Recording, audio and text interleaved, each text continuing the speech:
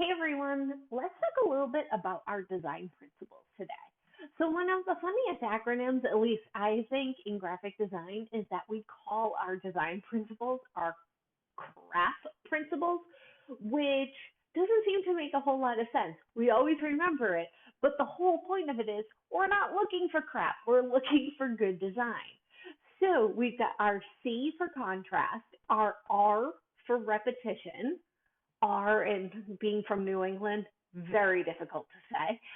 A for alignment, and then our P for proximity. So there's a lot of good design out there that uses those CRAP principles, but at the same time, there's a lot of bad design out there that definitely doesn't use those CRAP principles. So I wanted to show you quickly an example that uses good CRAP principles while also using bad CRAP principles. And you may be thinking to yourself, how is that even possible? Well, welcome to the world of being a parent of a toddler. We have lots of Disney going on in this house. And I want to blame it on them, but let's be honest, I like my Disney movies too. So before, Disney Plus, bestowed us with their magic, we bought all of our DVDs and our Blu-ray discs and what have you. So right here, I have Frozen, which you may or may not be you know, aware of. So the cover of Frozen, really good example of our craft principles. We have some contrast here in the logo and the background. We have some really good repetition in, the snowflakes coming through going into the dress.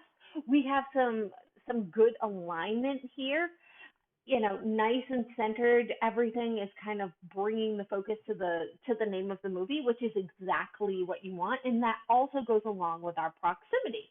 So really, proximity, that's probably the hardest one to explain. Things being near each other that you need to be near each other. So the word Disney being near the name Frozen, the characters being in proximity with each other and with the logo.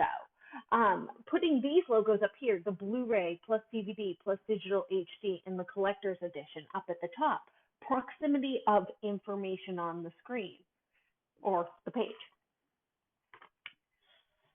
Then we get to the back, and there's stuff everywhere. Not good contrast. I don't know about you. And again, even getting close, I wear glasses, and I can't read this. Alignment everywhere, not good proximity.